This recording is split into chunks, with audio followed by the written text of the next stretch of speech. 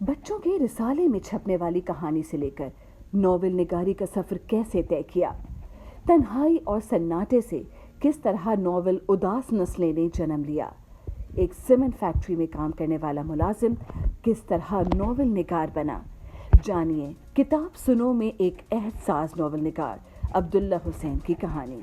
अब्दुल्ला हुसैन दाऊद खेल की एक सीमेंट फैक्ट्री में बतौर केमिस्ट काम करते थे। तब तक उनका नाम अब्दुल्ला हुसैन नहीं हुआ था बल्कि मोहम्मद खान था। सीमेंट फैक्ट्री में 8 घंटे काम करने और 8 घंटे सोने के अलावा बाकी के 8 घंटों में वहाँ करने को कुछ नहीं था। शदीद तन्हाई थी जिसने पहले पढ़ने और फिर लिखने पर उकसाया। अब्दुल्ला हुसैन कहते थे कि जब मैं काम से वापस आता था तो चारों तरफ एक सन्नाटा होता था। उस तन्हाई और सन्नाटे से उदास नस्लें ने जन्म लिया। अब्दुल्ला हुसैन 14 अगस्त 1931 को रावलपिंडी में पैदा हुए। उन्होंने अपनी अदबी जिंदगी की शुरुआत कहानी लिखने से की थी। अदबी जिंदगी की शुरुआत कहानी लिखने से करने का किस्सा भी बहुत दिलचस्प है। हुआ कुछ यूं कि लाहौर तो आप अपना नॉवल छपाने के सिलसिले में आए थे।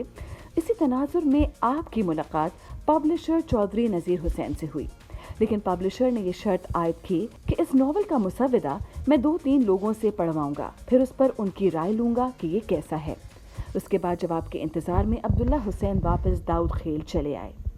चौधरी नजीर के दोस्त शेख सलाउद्दीन ने उनके बेटे से कहा कि अपने अब्बा से कहो इस नॉवल को जल्द शाया करें, क्योंकि ये बड़ा अजीम नॉवल है और इस नॉवल के पाए का नॉवल D.H. लॉरेंस के बाद यूरोप की किसी भी जबान में शाया नहीं हुआ। चौधरी नसीर खासे एहतियात पसंद थे। बादशाह उन्होंने अब्दुल्ला हुसैन को जवाब दिया कि ये नॉवल तो अच्छा है, मगर मसला ये है कि आपको पहले से कोई जानता नहीं। पब्लिशर ने मशवरा दिया कि हमारा एक रिसाला है सवेरा, उसमें कुछ कहानियां लिख कर दें ताकि लोग आपके नाम से वाकिफ होना शुरू हों। अब्दुल्ला हुसैन के बकौल मैं कनाडा से नया पढ़ के आया था तो मैंने वहाँ की एक कहानी नद्दी के नाम से लिखी जो मेरी पहली कहानी थी। ये कहानी सवेरा में छपी तो पेशावर से लेकर बम्बई तक पढ़ी गई कि आपकी तो पहली कहानी ही चल पड़ी है और रातों रात मशहूर हो गई है। अब और ना भी लिखें तो कोई बात नहीं, हम आपका नॉवल छाप देते हैं। अब्दुल्ला हुसैन ने खुद एतराफ़ किया कि जब उन्होंने लिखना शुरू किया तो राइचुल वक्त उर्दू के अल्फाज बड़े मुश्किल थे और लच्छेदार ज़बान मुझे आती नहीं थी। जिस तरह की उल्टी सीधी ज़बान आई उसी को इजहार का जरिया बनाकर लिखता चला गया। ये मेरे वहमो गुमान में ही नहीं था कि इसको कोई पढ़ेगा या शाया भी करेगा। उर्दू अदब के नकादों ने भी अब्दुल्ला हुसैन को खूब आड़े हाथों लिया, बल्कि एक नकाद मुज़फ़्फ़र अली सैयद ने कुछ इस तरह से तनकीद की कि पहले अब्दुल्ला हुसैन को उर्दू सीखनी चाहिए, फिर नॉवल लिखना चाहिए। अब्दुल्ला हुसैन ने ज़बान और बयान पर जोर नहीं दिया। उन्होंने किरदारों, उनके जज्बात और नफ्सियात पर भरपूर तवज्जो दी। यूनेस्को की जानिब से उदास नस्लें को अंग्रेज़ी तर्जुमे के लिए भी मुंतखब किया गया।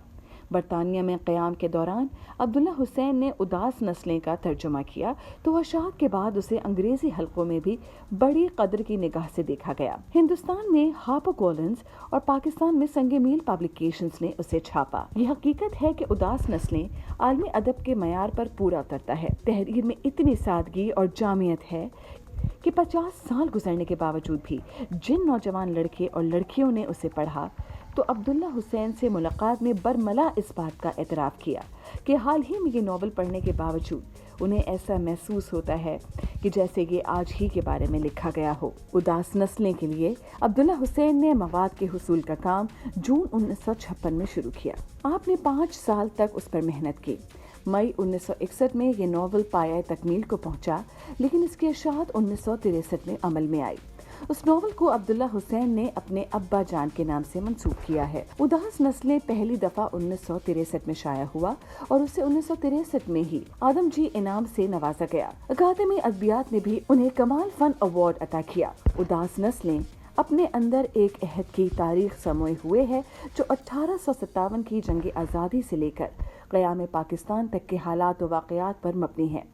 मिसाल के तौर पर यह नॉवल दूसरी जंग अजीम और उसके असरात, जागीरदाराना तसल्लुत, हिंदुस्तान में आज़ादी की जद्दोजहद, कांग्रेस और ऑल इंडिया मुस्लिम लीग का तर्ज सियासत और तक़सीम हिंद के फसादात का अहाता करता है। अब्दुल्ला हुसैन ने उदास नस्लें का तर्जुमा द वेरी जनरेशंस के नाम से खुद ही किया। आपके दीगर नॉवेल्स में बाग, नादार लोग, कैद, रात, वापसी का सफ़र, नशेब और फरेब जैसे बेहतरीन नॉवल शामिल हैं جبکہ عبداللہ حسین خود نہ صرف باغ کو اپنا پسندیدہ ناول قرار دیتے تھے بلکہ اسے پڑھنے کی تلقین بھی کرتے تھے۔ اداس نسلیں کے بارے میں اکثر یہ کہا کرتے تھے کہ جب سے یہ کتاب لکھی گئی اس وقت سے اس کتاب کی خوش قسمتی اور ہماری بدقسمتی ہے کہ ہر نسل اداس سے اداس تر ہوتی چلی جا رہی ہے۔ عبداللہ حسین کی شادی ڈاکٹر فرحت سے ہوئی۔ کسی دور میں وہ اسپتال میں ان کی معالج بھی رہ چکی تھیں۔ شادی کے بعد ان کے ہاں علی اور نور فاطمہ کی پیدائش ہوئی۔ عبداللہ حسین زندگی کو اپنی ترجیحات پر گزارنے کے عادی تھے۔ ان سے نباہ کرنا کوئی آسان کام نہ تھا۔ ان کی بیٹی نے انہیں آخر تک سنبھالا۔ غصہ انہیں بغیر وجہ کے بھی آ سکتا تھا اور جب انہیں غصہ آ جاتا تھا تو سامنے والے کی وہ طبیعت صاف کر دیتے تھے۔ ویسے حقیقت یہ ہے کہ غصہ محمد خان کو آتا تھا، عبداللہ حسین کو نہیں۔ عبداللہ حسین خود کو دو شخصیات کے تناظر میں دیکھتے تھے۔ کہا کرتے تھے کہ محمد خان ایک امیر آدمی ہے جبکہ عبداللہ حسین کا گزارا تو معمولی آمدن سے بھی ہو جاتا ہے۔ دنیا ادب کے یہ عظیم ناول نگار خون کے کینسر میں مبتلا ہوئے اور بالآخر 84 برس کی عمر میں لاہور میں 4 جولائی 2015 کو اپنے خالق حقیقی سے جا ملے۔